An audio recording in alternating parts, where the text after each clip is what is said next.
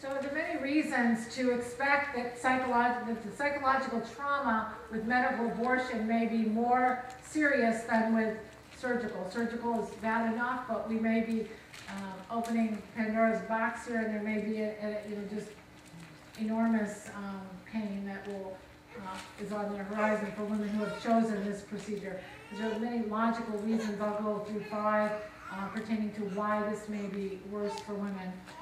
The woman is participating, so this participatory role of the woman is directly responsible for the abortion, and this may exacerbate guilt and other negative self-directed thoughts and feelings. She actually takes the pills herself rather than somebody else doing the procedure to her.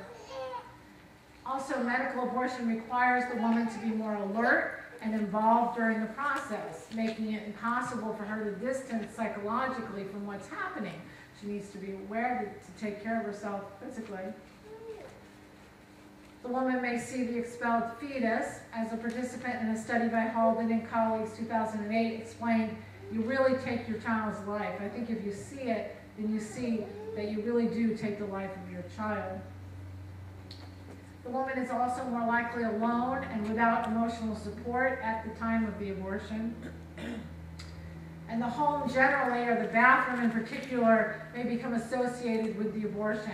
One's home may become a trigger for uncomfortable emotions as opposed to a refuge. As researchers Slade and colleagues back in 1998 noted, one of the main differences between these two methods of termination is the consciousness and participation of the patient in the medical procedure in a process that involves blood, pain, and death. So let's look at some of the studies that do indicate more psychological distress among women undergoing medical versus surgical abortion. Slade and colleagues in 1998 found that compared to those who had surgical abortions, those who had medical abortions rated it as more stressful and experienced more disruption in their lives. Ashok and colleagues in 2005 reported nearly 47% of women undergoing a medical abortion experienced a significant decline in self-esteem 2 to 3 weeks following the procedure. This was a higher percentage than those who had chosen surgical, which is close to 40%, still very high in both groups, but significantly higher in the medical group. Kelly and colleagues in 2010 reported women who underwent medical abortion had higher PTSD intrusion scores, including nightmares, unwanted thoughts, and images than women who had surgical abortions. There's also some published data indicating the levels of psychological distress are comparable among women undergoing the 2 forms of termination. So not all of the studies show that it's that the harm is greater, the potential harm is greater with medical, but overwhelmingly we see either medical abortion causes more psychological distress or it's equivalent.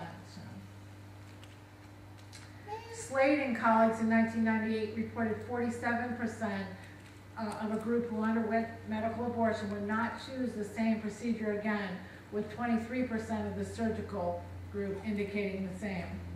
Kelly and colleagues in 2010 found that 47% of women who underwent medical abortions indicated they would not choose the procedure again, and 53% felt the procedure was worse than expected. So about half would not do it again. Rorby and colleagues in 2005 reported that 32% of women were not satisfied when randomly assigned to a medical abortion compared to 6% assigned to a surgical abortion. So this was a good study in that women weren't choosing which type of procedure, they were being randomly assigned. That enhances the scientific integrity of the study. Ashok and colleagues in 2002 found that 30% of women who underwent medical abortion and 21% of those who underwent surgical abortion would not opt for the same method in the future.